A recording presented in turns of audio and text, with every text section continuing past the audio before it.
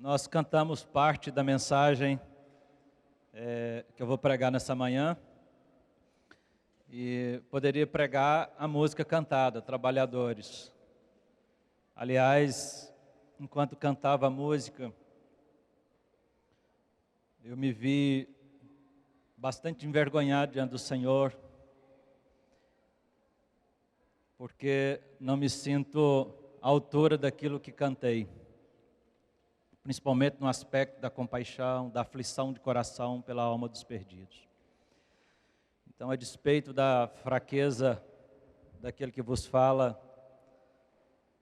minha oração e desejo é que o Senhor fale conosco nesta manhã mais uma vez. Recentemente eu memorizei um texto com um grupo de solteiros, e eu gostaria de começar por ele. Aliás, se não fosse o tardar da hora, eu iria memorizar esse texto com os irmãos, que é Malaquias 2:7. Aqueles que não memorizaram, por favor, abram. O tema da mensagem tem a ver com sacerdócio, e vamos dar uma ênfase na pregação do Evangelho. Malaquias 2, verso 7. Aqueles que memorizaram vão declarar esse texto com voz bem forte. Porque os lábios do sacerdote devem guardar o conhecimento, e da sua boca devem os homens procurar a instrução, porque ele é o mensageiro do Senhor dos Exércitos. Nós vamos repetir, eu gostaria que toda a congregação, nós repetíssemos a uma só voz. Porque os lábios do sacerdote devem guardar o conhecimento, e da sua boca devem os homens procurar a instrução, porque ele é o mensageiro do Senhor dos Exércitos. Irmãos, aqui nesse versículo tem parte da estratégia de Deus, que é o serviço dos santos para o cumprimento do seu propósito. Nós somos sacerdotes, e como sacerdotes, precisamos guardar o conhecimento. Conhecimento, aliás, eu fui muito edificado com a palavra do Ricardo. Não coma acarajé, não experimente acarajé, experimente de Jesus. Não foi isso? Brincando. Mas guardar o conhecimento que provém da comunhão com Deus, com a comunhão da sua palavra. Porque é de nós que os homens procurarão a instrução. Nós temos aquilo que é a necessidade desse mundo. E esse texto diz que nós somos mensageiro do Senhor dos Exércitos. Pai querido, eu te dou graça por esta palavra. Que o Senhor reavive no nosso coração o chamado, aquilo que a nossa identidade no Senhor. Nós somos sacerdotes do Senhor, somos teus enviados. Resgate isso em cada coração nessa manhã e dá-nos plena revelação e entendimento da Tua palavra, Senhor. E que seja, ó Deus, um conhecimento e um entendimento que se desenvolva numa prática e num exercício contínuo, de uma proclamação contínua como um estilo de vida, em nome de Jesus. O que é o sacerdócio? Irmãos, o sacerdócio é um serviço prestado ao Senhor. Sacerdócio é um serviço prestado ao Senhor. Nós servimos na presença de Deus. Pensa que 24 horas você está na presença de Deus e você serve na presença de Deus. Como tem sido o teu serviço na presença de Deus? Se Jesus se materializasse na sua frente agora, no interior da tua casa, em todo o tempo estivesse do teu lado, como você estaria servindo o Senhor?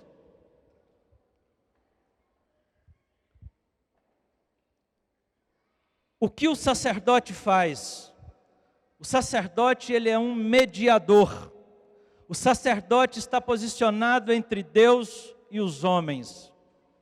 Então, o sacerdócio é um serviço prestado ao Senhor, e o sacerdote, ele é um mediador que se posiciona entre Deus e os homens. O serviço sacerdotal se dava em duas direções: do povo para Deus, onde o sacerdote oferecia ofertas, sacrifícios e pedidos a Deus pelo povo, e de Deus para o povo, O sacerdote trazia de Deus e falava da parte de Deus ao povo. Trazia a mensagem de Deus para o povo. Irmãos, voltando um pouco, quando Deus cria o homem lá em Gênesis, Deus cria esse homem, coloca no jardim do Éden na sua presença, e tem com esse homem comunicação direta, comunhão perfeita. A Bíblia diz que todas as tardes Deus vinha e falava com Adão. O Criador visitava Adão todas as tardes e lhe falava face a face. Imaginem o nível dessa comunhão, intimidade e relacionamento com o Todo-Poderoso. Mas no dia em que o homem pecou, o homem perdeu essa comunhão, essa intimidade e esse relacionamento com Deus foram interrompidos. A Bíblia diz que eis que a mão do Senhor não está encolhida para que não possa salvar, nem surdo o seu ouvido para não poder ouvir, mas as vossas iniquidades fazem separação entre vós e o vosso Deus, e os vossos pecados encobrem o seu rosto de vós, para que não vos ouça. Esse texto é Isaías 59, verso 1 e 2. Assim como o pecado de Adão interrompeu a comunhão com Deus, os nossos pecados ainda hoje continuam nos separando de Deus. Por isso que Deus providenciou o andar na luz, para que não perdêssemos essa comunhão uns com os outros e nem com Ele mesmo. Mas uma vez expulso da presença de Deus, o próprio Senhor nunca se conformou em ficar separado da sua criação. Deus criou o homem à sua imagem e à sua semelhança, porque queria esse contato direto e profundo com o homem. Não havia sentido para Deus a existência humana, se não fosse para desfrutar da comunhão com seus filhos. Por isso o desejo de Deus era que todos tivessem comunhão com Ele, que todos pudessem falar e ouvir diretamente a sua voz, sem necessidade de mediadores na comunicação. O homem se multiplica então sobre a face da terra. Por meio de Jacó, as 12 tribos descem ao Egito. Ali se tornam escravos e se tornam um povo numeroso. E Deus resgata, depois de 430 anos, esse povo. E enquanto resgatava, Deus faz milagres extraordinários. E agora, já caminhando no deserto, Deus diz assim lá em Êxodo 19, versos 5 e 6. Agora, pois, se diligentemente ouvirdes a minha voz e guardardes a minha palavra, a minha aliança, então sereis a minha propriedade peculiar, dentre todos os povos, porque toda a terra é minha. Vós me sereis reino de sacerdotes e nação santa. São estas as palavras que falarás aos filhos de Israel. Êxodo 19, versos 5 e 6. Aqui o povo está no deserto, Deus se dirige a esse povo dizendo: vocês me serão reino sacerdotal, vocês são minha propriedade peculiar. Essa expressão propriedade peculiar é Deus dizendo assim: vocês serão meu tesouro particular. Não é gracioso, não é maravilhoso pensar que Deus separa para si um povo e diz assim: vocês serão minha propriedade, meu tesouro peculiar, distinto entre todos os povos. Vocês me sereis reino de sacerdotes e nação santa. Na sequência desse texto, nós vemos Moisés recebendo ao monte os 10 mandamentos. E o povo, ao ouvir Deus falando com Moisés, por causa dos relâmpagos, dos fogos, dos trovões, sobre os sinais, o povo teve medo, teve temor e pediram para que Deus não falasse com eles, mas que falasse apenas com Moisés, e este transmitisse as palavras de Deus posteriormente. É o povo que diz a Deus: não fale conosco, porque senão nós vamos morrer. Fala com Moisés, e Moisés transmita. Aqui o povo estabelece Moisés como sendo seu mediador. Disseram a Moisés, Êxodo 20, verso 19: fala-nos tu e te ouviremos, porém não fale Deus conosco, para que não morramos. E assim foi feito. Deus seguiu a caminhada no deserto, sempre falando por intermédio de Moisés. Mas Deus queria habitar com seu povo. E lá em Êxodo 25, 8, Deus pede para que Moisés fizesse uma casa para que ele pudesse habitar no meio do seu povo, fizesse o tabernáculo.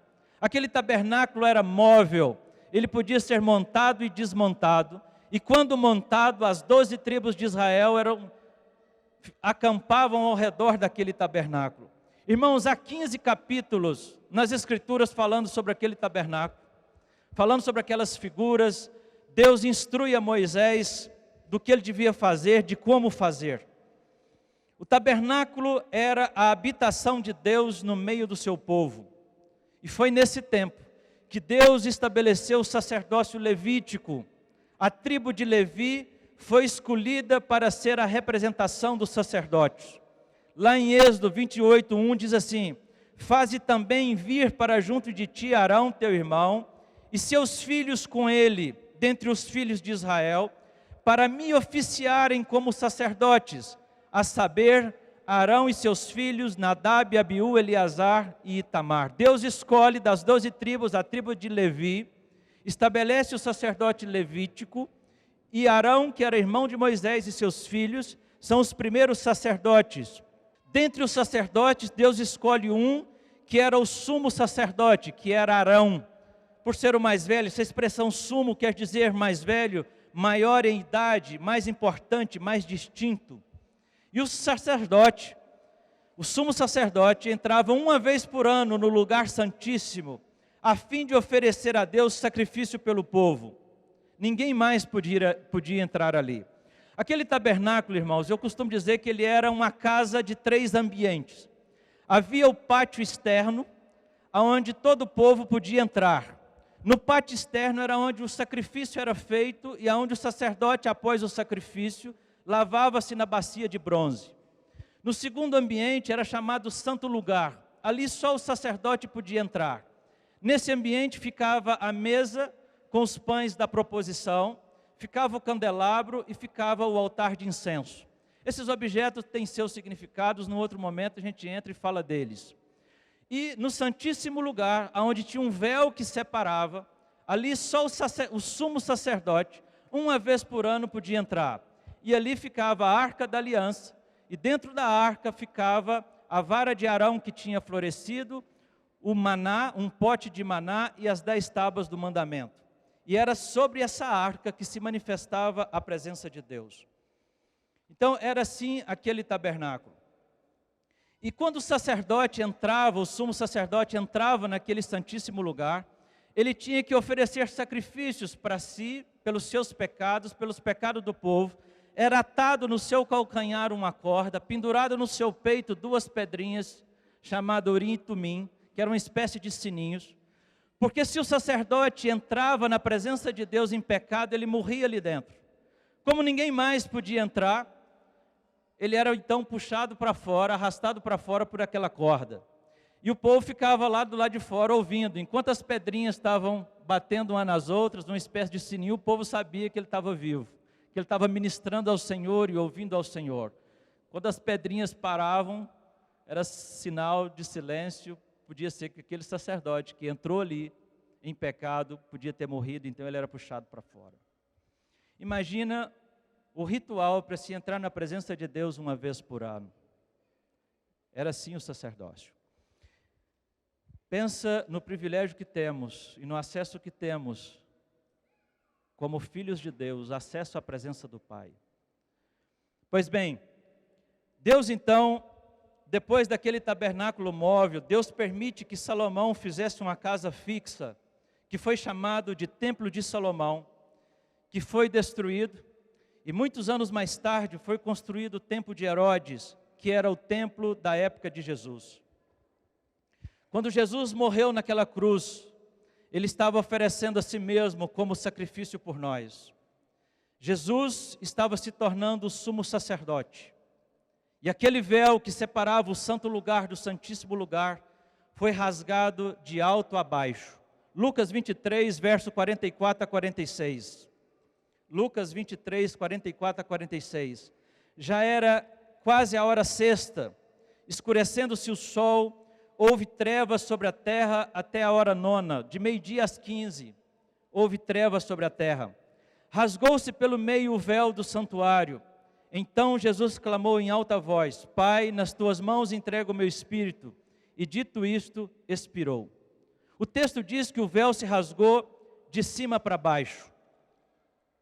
O véu se rasgar, irmãos, era algo inimaginável e praticamente impossível de acontecer.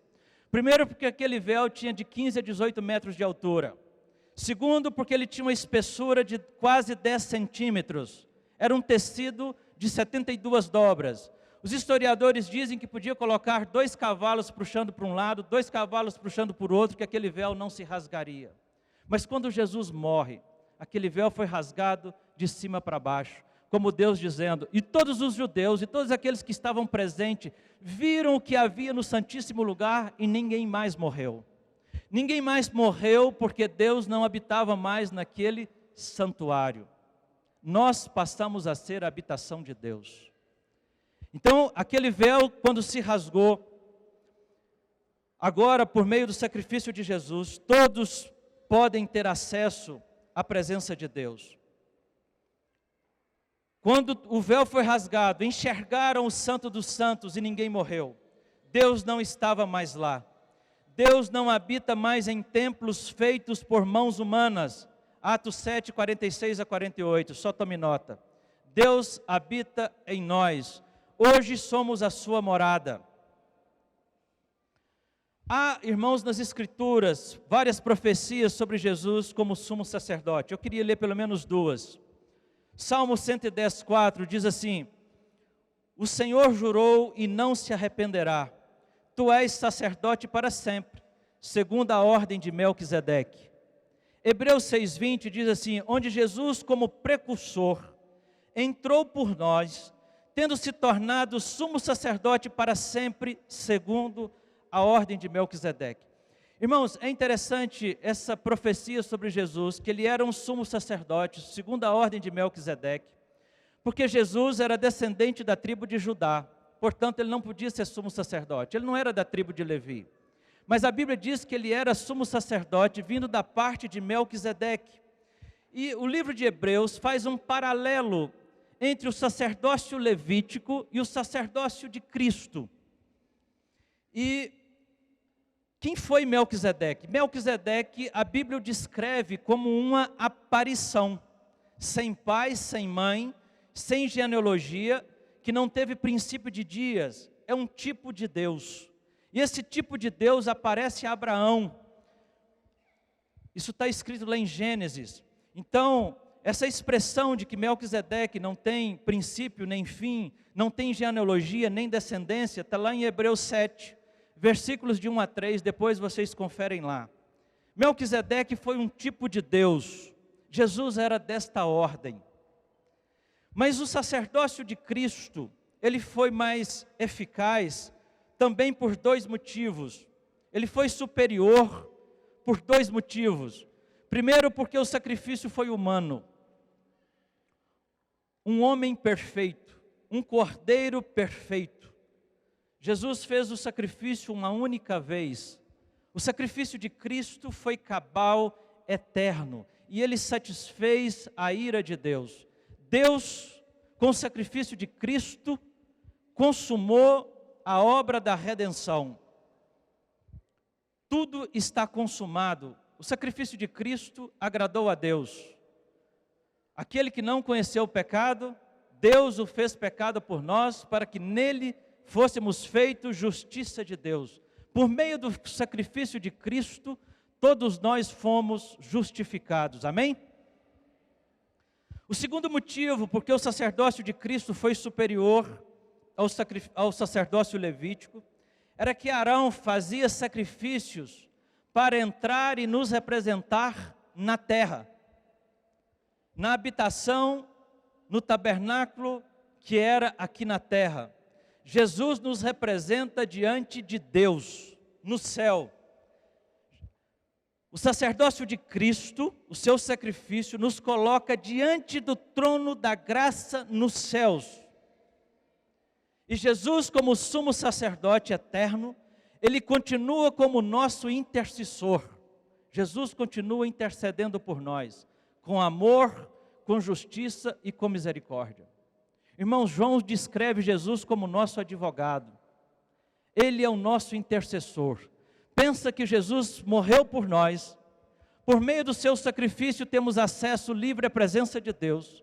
E mesmo depois de morto e ressurreto, Ele continua exercendo a sua função sacerdotal de orar e interceder a nosso favor. Você conta com isso? Você reconhece não apenas o sacrifício de Cristo, mas o que Ele continua fazendo a teu respeito na eternidade? Hebreus, capítulo 10, verso 19 a 22, diz assim: tendo, pois, irmãos, intrepidez para entrar no Santo dos Santos pelo sangue de Jesus, pelo novo e vivo caminho que Ele nos consagrou, pelo véu, isto é, pela sua carne, e tendo o grande sacerdote sobre a casa de Deus, aproximemo-nos com sincero coração, em plena certeza de fé, tendo o coração purificado de má consciência e lavado o corpo com água pura. Por causa de Jesus, temos livre acesso à presença de Deus. Lembra disso. O sacerdote, ele é um mediador. E o serviço se desenvolve em duas direções. Na direção de Deus, tendo comunhão com Deus, orando, jejuando, meditando na palavra. E o segundo aspecto desse exercício do sacerdote se desenvolve na direção do povo, edificando, exortando, animando e proclamando o Evangelho. A isso nós chamamos de tripé do sacerdócio. É como se fosse uma mesa com 3 pés. Você, como sacerdote, precisa ter comunhão com Deus, orando, jejuando, meditando na palavra, precisa ter comunhão e edificar os irmãos, funcionar nas suas juntas e ligamentos, e precisa proclamar o Evangelho. Agora, o texto de 1 Pedro 2,9 diz: vós, porém, sois raça eleita, sacerdócio real, nação santa, povo de propriedade exclusiva de Deus, a fim de proclamardes as virtudes daquele que vos chamou das trevas para a sua maravilhosa luz. Irmãos, lá no texto de Êxodo 19, Deus disse: vós sereis reino de sacerdotes. Agora no texto de Pedro, ele diz: vós sois. Nós somos, amém? A promessa de Deus se cumpriu. Hoje somos uma nação de sacerdotes. Fomos credenciados através de Jesus e fomos capacitados por meio do Espírito Santo de Deus. Amém? Pois bem, aqui então, a partir daqui eu queria abordar um dos pés do nosso sacerdócio, uma das nossas atividades, que é a pregação do Evangelho. Nós estamos basicamente ainda no início do ano. No Brasil, até março ainda é início do ano. E a minha expectativa é que Deus gere no nosso coração, não apenas um compromisso com o nosso sacerdócio, com o Senhor, mas que nos leve a um lugar de frutificação. Amém? Vocês estão todo mundo vivo ainda? Firme? Prossigamos. Mateus 28, 18 a 20. Vamos todo mundo? Jesus, aproximando, falou-lhes dizendo: toda autoridade me foi dada nos céus e na terra. Ide, portanto, fazei discípulos de todas as nações, batizando-os em nome do Pai, do Filho e do Espírito Santo, e ensinando-os a guardar todas as coisas que vos tenho ordenado, e eis que estou convosco todos os dias, até a consumação dos séculos. Meus irmãos, fazer discípulos é a ordem de Jesus, missão da igreja e necessidade do mundo. Fazer discípulos é a ordem de Jesus, missão da igreja e é a necessidade do mundo. Na direção dos homens, nós precisamos edificar os irmãos e proclamar o Evangelho. Como é que você está nessa direção? Você tem proclamado o Evangelho? Proclamar o Evangelho é a ordem do Cristo ressurreto. Irmãos, certa feita perguntaram para Tozer assim: qual é mais importante, a leitura da Bíblia ou a oração? Tozer respondeu o seguinte: pergunte para um pássaro qual a asa é mais importante, a da direita ou da esquerda. Nós somos um povo que muitas vezes nós vamos para um lado, vamos para o outro, mas Deus quer que nós vivamos o nosso sacerdócio na sua plenitude. Nós precisamos estar em comunhão com Deus, precisamos estar edificando os irmãos e precisamos aproveitar todas as oportunidades na pregação do Evangelho.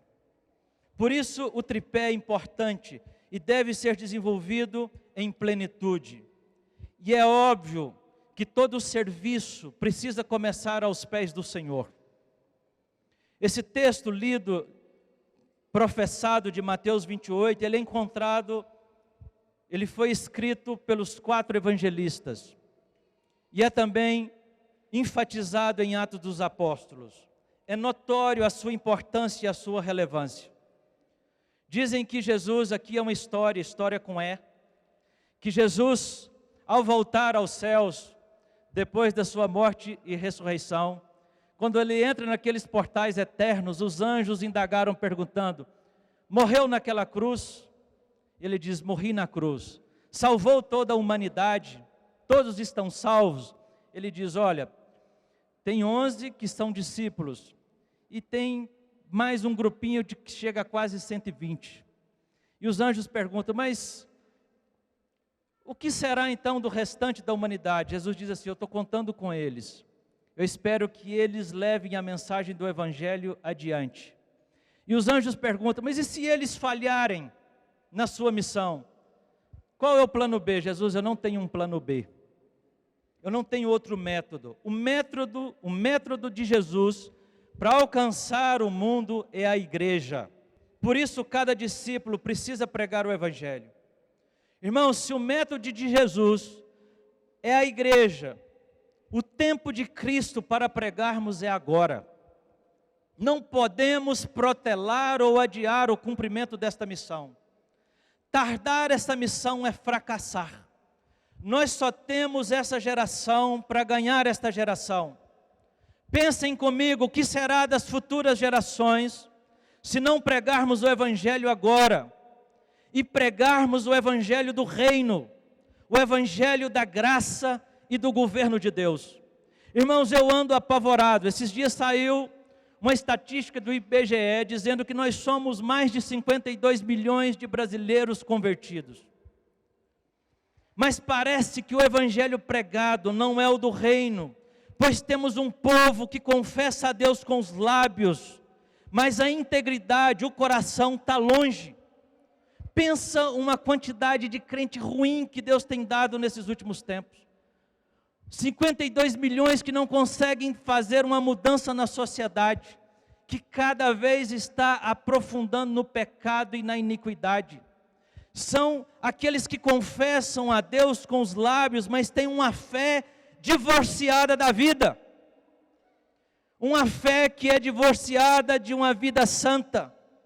Uma sociedade que só piora, onde se tem escândalos. O mal parece prevalecer na nossa nação, sendo que nós somos 1/4 de cristãos. Por isso nós temos grande missão e responsabilidade de manter e pregar um evangelho genuíno, não um evangelho misturado, transgênicos, mas um evangelho que é o poder de Deus para transformar aquele que ouve. Jesus disse aos discípulos: levantem os olhos, vejam os campos, estão brancos, prontos para a ceifa. Jesus está usando uma linguagem do campo agrícola para mostrar uma verdade, de que quando você planta a semente, o momento mais importante é a colheita. Se você não colhe o fruto no tempo certo, ele se perde. Por isso, o tempo de pregarmos o Evangelho é agora, é hoje. Porque os frutos que estamos perdendo são vidas. São vidas que estão indo para o inferno, para o fogo eterno. E nós precisamos ter compaixão pelos perdidos. Nosso coração precisa se afligir pela alma daqueles que estão partindo sem Deus. A grande comissão envolve toda a igreja. Fazer discípulos é tarefa de todos, é missão de todos. E como se faz discípulos? pregando, batizando e ensinando a guardar tudo que Jesus ordenou. É o evangelho todo, pregado por todos, a todo mundo e a toda criatura. Irmãos, se você é um salvo, você é um enviado para salvar. Nenhum de nós está dispensado. Ninguém. Este alistamento é para todo convertido. É a maior missão de resgate do mundo. 2 Timóteo capítulo 2, verso 4 diz assim: nenhum soldado em serviço se arrisca em negócios dessa vida. Antes, o seu objetivo é satisfazer aquele que o arregimentou. Nenhum soldado em serviço, às vezes eu me pergunto, parece que muitos estão fora de serviço. Nós estamos em serviço, nós fomos arregimentados, Deus nos fez nação santa, povo de propriedade exclusiva, com o único objetivo de pregarmos as suas verdades. Nós precisamos que Deus resgate no nosso coração o sentimento de que somos soldados em serviço, que não podemos nos distrair com as coisas dessa terra, com os objetivos seculares, por mais importantes que sejam. Nós somos soldados em missão. Não estamos de folga.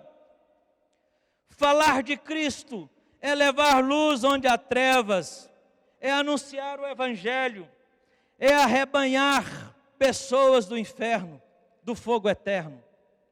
Essa missão, irmãos, exige obediência, submissão e senso de urgência.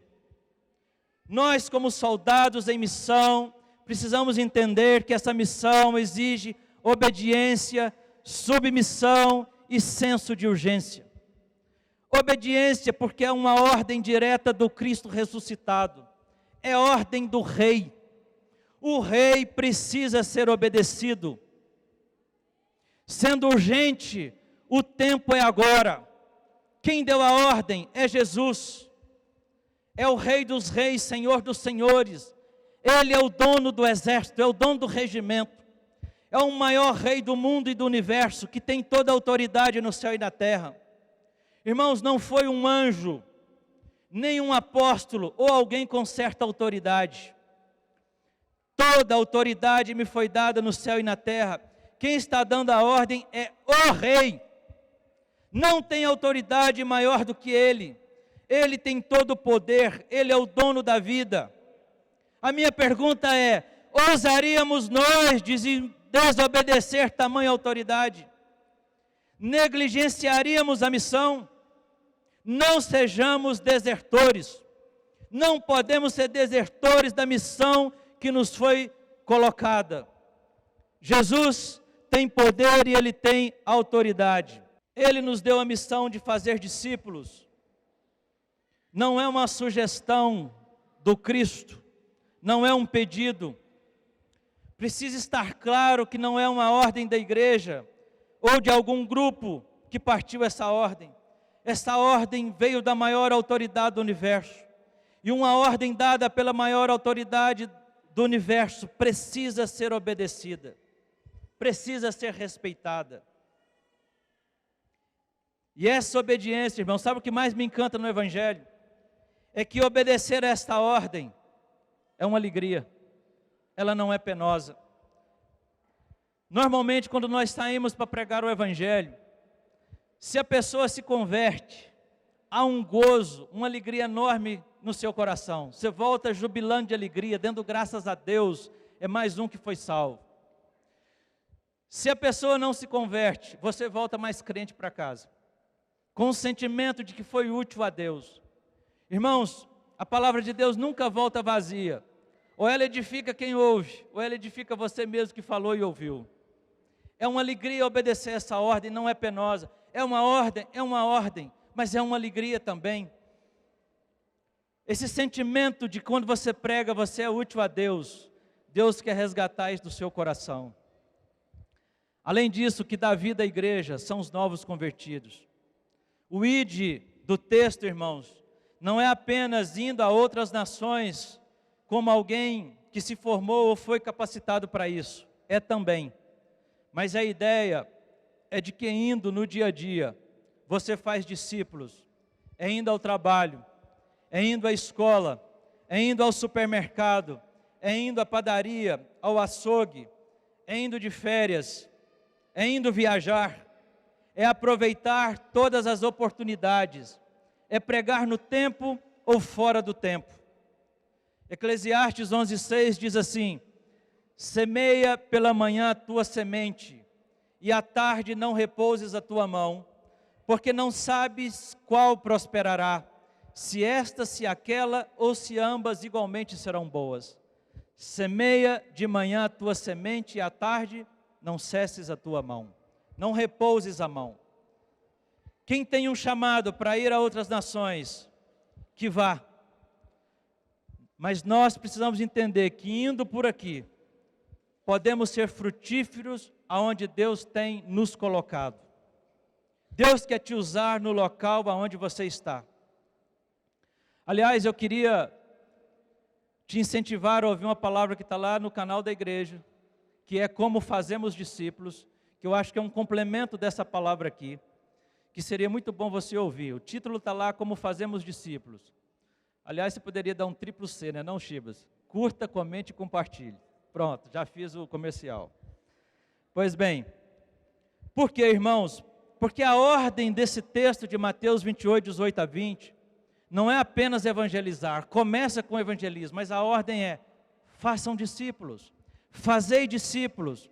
Discípulo você não encontra pronto na prateleira, discípulo você faz. E como é que você faz? Fazer discípulo, irmãos, começa com o evangelismo, depois batiza e depois ensina. E na hora de ensinar, exige esforço, dedicação, dar o seu tempo, dar a sua vida, dar instrução, repetir a instrução muitas vezes. Você deixa de cuidar de si para cuidar de outros. Isso é um ato de amor. Isso é ser altruísta. Fazer discípulos é fazer seguidores de Jesus. É gente que conhece a Jesus, que tem comunhão com Ele. Gente que renuncia a tudo por causa de Jesus. São pessoas que largam tudo, vendem tudo, abrem mão de tudo por causa da pérola de grande valor encontrada no campo. E que agora, sendo instruído, daqui a pouco está maduro, ele está obedecendo com docilidade. É gente que faz escolhas corretas, que depende de Cristo e do corpo, que cresce na graça e no conhecimento, que adora a Cristo com entusiasmo e gratidão. Gente que é mansa, humilde, voluntário, abnegado, gente que a cada dia se parece mais com seu Salvador. Isso é ser um discípulo de Jesus. Discípulo de Jesus, ele é manso, ele depende de Cristo, ele depende do corpo, ele cresce na graça, no conhecimento, ele adora com entusiasmo e com gratidão. É gente mansa, é gente de fácil condução, gente dócil, é gente que a cada dia se parece com Cristo. A proposta do Evangelho não é só nos salvar, não é só nos levar à glória, mas é sermos transformados à imagem de Jesus, do Rei da Glória. 2 Coríntios 3,18 diz, e todos nós, com o rosto desvendado, contemplamos como por espelho a glória do Senhor.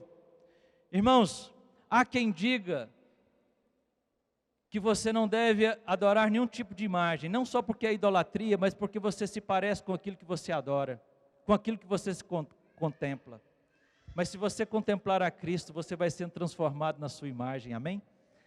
Somos transformados de glória em glória na sua própria imagem, como pelo Senhor, o Espírito. O Ricardo diz que nós recebemos um pacote completo, que pode ir nos transformando à imagem do nosso Senhor. E é verdade, o pacote é completo. Mas desenvolvê-lo é um processo. A cada dia Deus vai nos fazendo semelhante a Cristo e vai transformando o nosso caráter, amém? Pois bem, por isso, irmãos, a importância do discipulado, do funcionamento das juntas e ligamentos.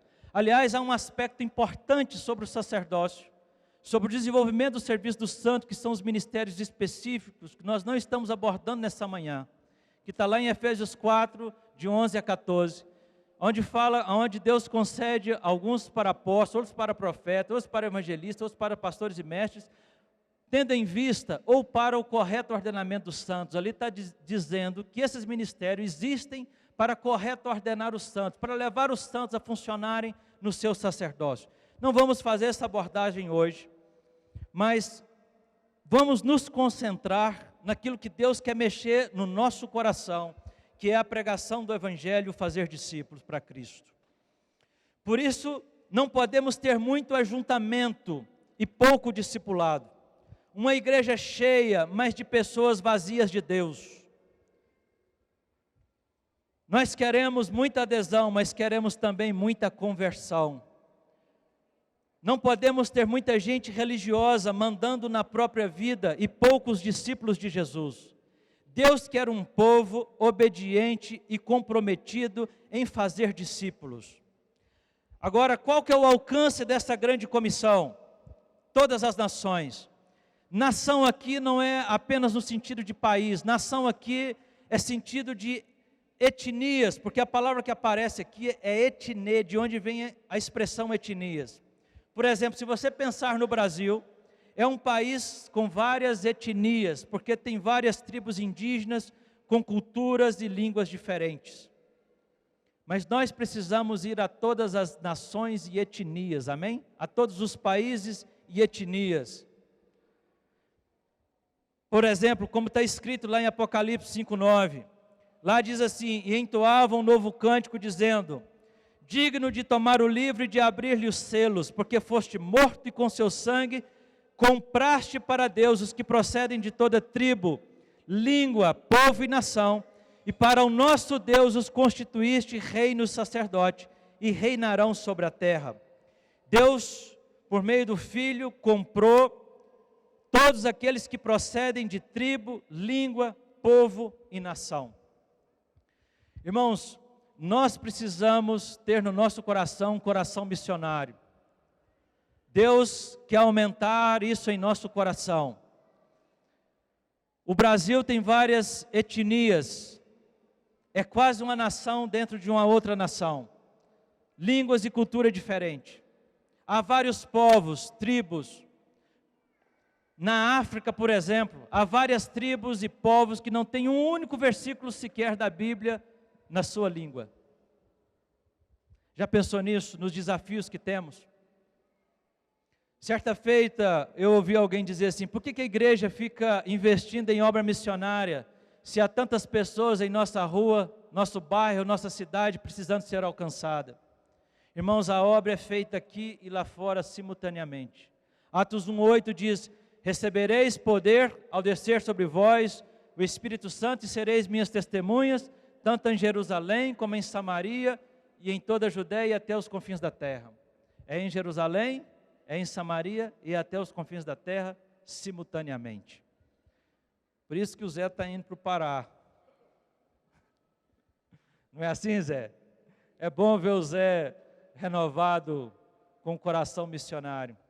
Essa igreja cresceu muito por meio do ministério do Zé e esse dom que Deus deu a ele de evangelista. E eu creio que Deus, nesses anos vindouros, fará do Zé um homem mais frutífero que ele foi em toda a sua vida ainda. Graças a Deus pela saúde e disposição. Amém? Pois bem, há pelo menos duas implicações que eu queria destacar dentro dessa grande comissão. Irmãos, eu já estou quase terminando. Que é a questão do batismo e do ensino. O batismo. Irmãos, o que integra uma pessoa na igreja é o batismo. É no batismo que se entra para a família de Deus. Por isso não existe discípulo desigrejado. Não existe crente virtual. Todo batizado precisa estar vinculado no corpo. Toda ovelha precisa de rebanho. Todo convertido precisa de família. Todo membro precisa do corpo. E é no batismo que somos enxertados em Cristo. É no batismo que nós nos tornamos família de Deus. Por isso nós pregamos, e aquele que se converte, nós batizamos imediatamente, porque é o batismo que o conecta à família de Deus e a Deus. Segundo aspecto dessa grande comissão, o ensino. Os novos precisam ser ensinados, fundamentados. Ensinar o que Jesus ordenou. Não é ensinar o que eu quero, o que eu acho ou o que eu gosto. É ensinar o que Jesus ordenou. Nós precisamos de ter em mente que quem é o mestre é Jesus. Quem é a fonte é Jesus. Quem é o conteúdo do ensino é Jesus. É a palavra de Deus, precisa ser a ferramenta do discipulador na formação do discípulo. Você edifica o discípulo com a palavra de Deus, não com seus gostos pessoais e que você pensa que você acha, mas é a palavra de Deus que precisa ser a ferramenta de edificação. E é ensinar todas as coisas, todas as áreas da vida, no caráter, ensinar a ser manso, ser humilde, ser íntegro, comprometido, generoso. Na família, ensinar o papel conjugal, a criação de filhos. Nas finanças, ensinar a ser ordenado, a não comprar fiado. A ensinar na comunhão com Deus, como se relacionar com Deus e com a igreja. A como se portar com os incrédulos. Os discípulos novos precisam receber todo o conselho de Deus. Eu chamo a atenção ainda para a palavra guardar. Guardar o que Jesus ordenou. Guardar não é entender com a mente, não é entender só uma verdade. O saber não faz de você um discípulo. O que faz de você um discípulo é o tanto que você obedece, é o tanto que você pratica. Guardar é obedecer. Vós sois meus amigos se fazeis o que eu vos mando. João 15:14. Às vezes eu vejo alguns discípulos mais velhos de caminhada, que ao invés de se tornarem mais obedientes, começam a exigir direitos, e vão se tornando às vezes mais difícil de se conduzirem. Isso é um erro, irmãos. Quanto mais velho, na fé, mais manso nós precisamos de ser. O couro vai ficando mais duro, mas o coração vai ficando mais mole. Amém? Amém? Por isso, agora eu quero te dar 3 motivos para você obedecer essa ordem, já indo para o fim. Primeiro motivo, verso 18. Toda autoridade me foi dada no céu e na terra. Irmãos, o que tem toda autoridade, nos capacita com poder. Aquele que tem poder, te dá poder para pregar. Quando Jesus nos comissiona, Ele nos capacita com poder. Nós somos revestidos de poder. E que poder é este? A suprema grandeza do poder de Deus que ressuscitou Jesus. Esse poder está à nossa disposição. Nós precisamos de crer nisso, que ao sair, indo, Deus nos capacitará. Indo, o poder se manifestará. Não tem capacitação para quem não se move, para quem não quer fazer nada. O texto que nós já lemos aqui de Atos 1:8 diz: mas recebereis poder ao descer sobre vós o Espírito Santo. Irmãos, nós precisamos de nos lembrar que antes de Deus enviar a igreja, Deus enviou o Espírito Santo à igreja. Por isso, ao sairmos, o Espírito Santo vai conosco, o próprio Cristo vai conosco. Segundo motivo para você poder obedecer a essa ordem de Jesus, é a presença dEle. Quem envia a igreja, capacita a igreja e vai com a igreja. Quem envia, vai junto. Ele é o bom pastor, Ele vai adiante. Ele está conosco não apenas em alguns dias ou nos melhores dias, mas Jesus prometeu estar conosco todos os dias. E não apenas agora, mas por toda a eternidade. Meus irmãos, nas tribulações, nas enfermidades, Jesus está conosco. Aquele que nos envia, capacita, pastoreia, Ele não abandona os seus enviados, os seus demandados. Jesus envia, mas Ele vai junto. Ele tem poder e Ele tem presença. Não é maravilhoso você pensar que aquele que dá a ordem vai junto? Ele vai conosco, Ele tem presença, Ele está junto. E o terceiro motivo, ele já foi dito, é uma ordem. Ide, portanto, fazei discípulos. Irmãos, nós vivemos num mundo de ordem. Sem ordem, há caos e desordem. Em todos os lugares há ordem. Na empresa onde você trabalha, você não faz o que você quer. Você faz o que lhe é mandado. Você não dirige na estrada do jeito que você quer, embora alguns tentem. Na escola, em casa, em qualquer instituição, precisa de ordem. Nesse caso aqui, também é uma ordem. E essa ordem vem da maior autoridade do universo. É a suprema autoridade. Desobedecer à ordem deste mandatário é afronta, é loucura. É desobedecer ao Deus que te salvou com preço de sangue. E a pergunta para finalizar é: qual a resposta que você dará a Jesus nessa manhã? O que você fará? Qual é a resposta que você dará para Cristo? Deus te fez sacerdote. Deus te fez mediador. Deus te fez soldado em serviço. Deus te fez um mensageiro, um enviado dele, um embaixador da sua vontade e da sua palavra. Você é um ministro do Evangelho. E você tem uma ordem, uma missão a ser cumprida. Qual a resposta você dará a Cristo?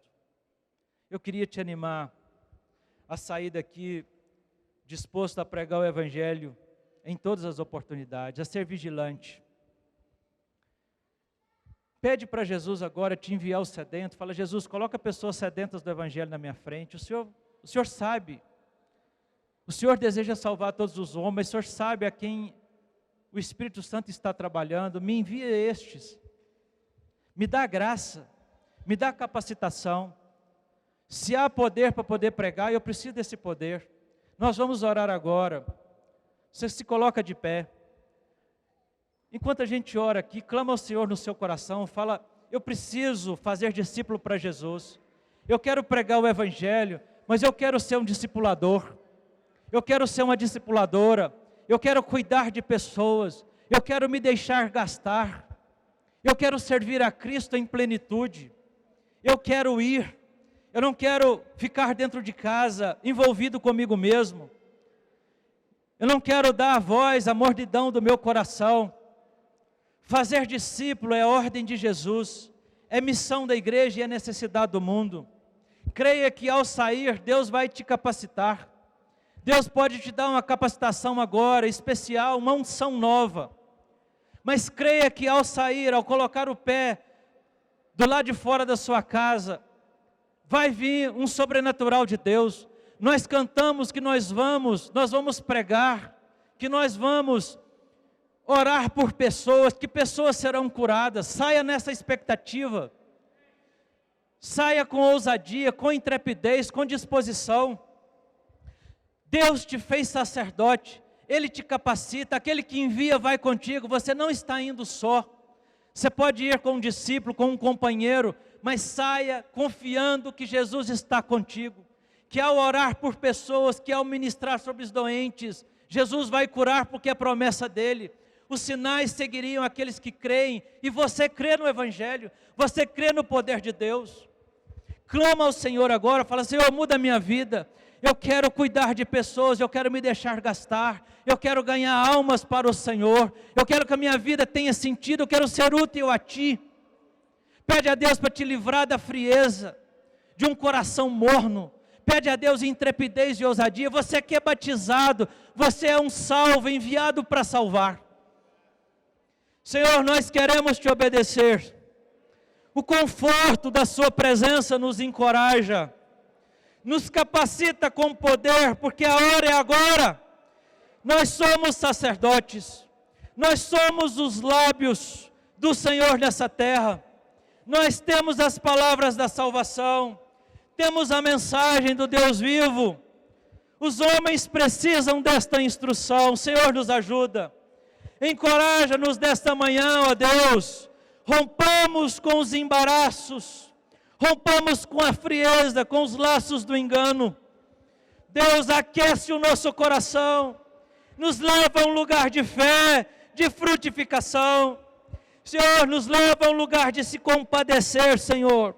Queremos ter compaixão daqueles que se perdem.